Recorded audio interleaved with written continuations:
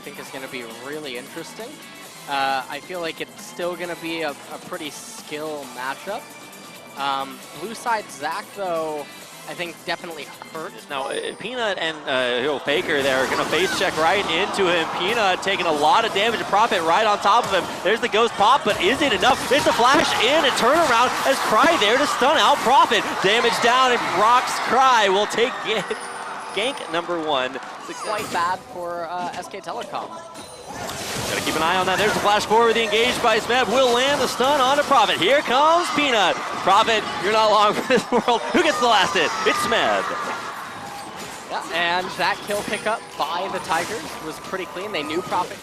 Blank continuing to sit down there. Here comes Blank. He's going in. He actually misses a knockup off of that elastic clean shot. He's got another one as he tries to turn it back around. Now lots of damage back in onto Frey. The Summoner heals good for Bang, and he will pick up that kill on his opposing AD carry. Trying to get the damage down onto Gorilla underneath that turret. Can he find it? No. Peanut there to block the last shot of the curtain call. It's just a 1-for-0, but it puts SK Telecom on the board as the fight continues here. Now Cry down on the bottom half of the map. Wolf not sure about his committal there, and he will go down there. Peanut taking him out. Blank trying to do his best, and here comes Olaf. It's Peanut for the double. Smeb down from top lane. Blank, no survivors. Down on the bottom half of the map for SK Telecom. It gets wiped as the ROX Tigers pick up a huge advantage. Yeah, and that was basically what I was talking about earlier in the bottom lane. You can't really go back down into that lane without a turret anymore. Oh, Faker trying to get in on to Cry. Immediate cleanse there, try to get the snake away. Peanut there for the turnaround, but it's still just a 2v4. Bang there towards the back, trying to commit to this, but Cry, though, dropping very, very low. Wolf's going to eat him up. Going to spin him back out, and he will be the first casualty of the fight as ROX lose their mid laner. Can SKT find more here over to Undertows, rather, to take them out? It's another big engage for Blank. Smeb forced the flash there over the wall. Will this curtain call be able to take him out? It's going to be 1, 2, bang goes the last hit. SK Telecom find their third. Yeah, and the final shot missing Peanut get out, and at this point the curtain call came in and finished it off. Returning back alive, you're going to be able to see a lot of damage here in this Rift Herald pit. It is taken there by SK Telecom, but at what cost? We are starting to see SKT positioned for what looks to be a big dive on the Smeb. Now diving again, it might be a little bit difficult, but it looks like there's more than enough here for SK Telecom as they continue to find damage. There's the Mega Gnar Faker. They're going to clap Smeb back to base and take another kill for SKT. Yep, and to survive what was actually a crazy engage. Prey and the rest of the ROX Tigers trying to find more as it's actually Bang to open up onto them. Peanut very tanky, and he'll try to escape. All 4 shots hit there as Blake's going for more. He gets revenge on his opposing junglers. SK Telecom continue the push, trying to ult Blake out. No, it's not going to work out. While those Zac Blobs slowly go down. It's the last one coming up, and Blake actually lives. He's going to flash out and survive. Prophet's going forward for more. They find another pick there, and a snipe from Bang onto his opposing character. It's Faker going deep for the next one.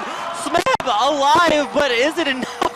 SK Telecom find one. After really just seeing both teams a little bit agitated, poking at each other, trying to find the least little bit of an opportunity, and it looks like SKT might have found it. Prey gonna get locked up by the Faker teleport Blake to blow him up, and now with the curtain call firing out the last few shots, which will not hit, so a big pick for SK Telecom. They might be looking for more that time. Telecom's blue side jungle. jungle. Faker a little bit too far forward. That's not the place you want to recall.